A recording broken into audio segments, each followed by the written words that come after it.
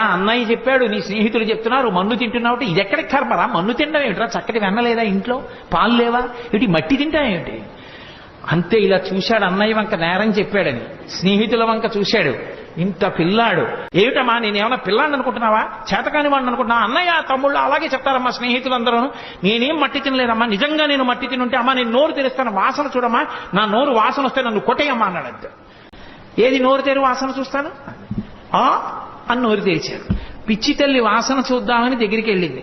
ఆ లలితాంగి కనుంగొనె బాలుని ముఖముందు జలధి పర్వత వన శిఖి భూగోళ తరణి శశి దిక్పాలాధికారండంబైన బ్రహ్మాండంబున సమస్త బ్రహ్మాండములు నందవ్రజం తను నందుడు కూడా కనబడ్డారు.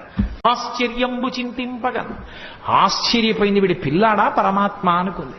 ఒరే అన్నం తినరా అని ఆ కథ చెప్పి ఈ కథ చెప్పి నోట్లో అన్నం పెడదా అంటే అని పెట్టు కూర్చున్నాడు.